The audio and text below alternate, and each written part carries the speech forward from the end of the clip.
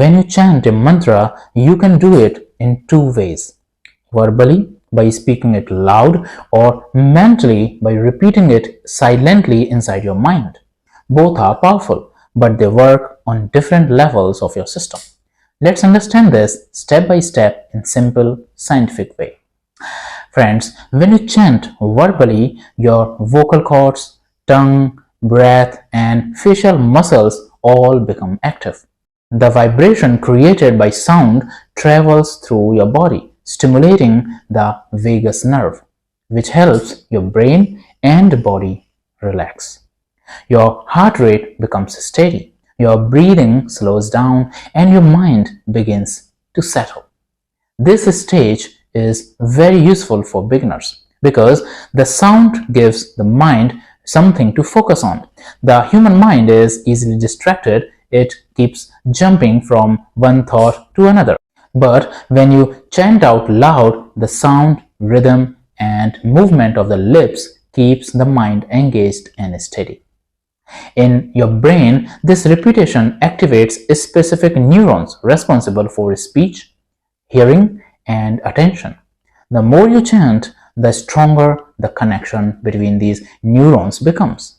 Neuroscience explains this through the principle neurons that fire together wire together. So, verbal chanting actually builds new neural pathways that make it easier for you to focus and stay calm. Over time, as you practice more, your mind becomes naturally quieter.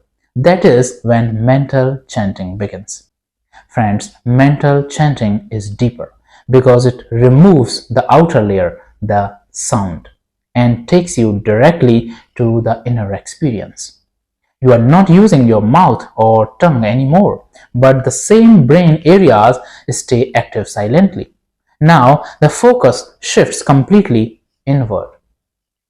When you chant mentally, your prefrontal cortex, which is responsible for attention and awareness, becomes more active. At the same time, your default mode network, DMN, the part of your brain that produces unnecessary thoughts, worries, and self-talk, becomes less reactive. As a result, your brain waves slow down from beta waves, which dominate during normal thinking, to alpha and theta waves, which are linked to deep relaxation, creativity, and meditation. So, in simple words, mental chanting turns your awareness inward. The energy that was once going outward through sound now flows silently within you. That's why mental chanting is considered more advanced. It requires more focus, more stillness, and a quieter mind. It's not easy for beginners because if your mind is noisy, silent repetition can quickly turn into daydreaming or distraction.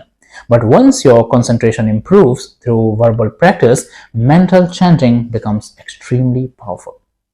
Verbal chanting mainly affects the body and senses.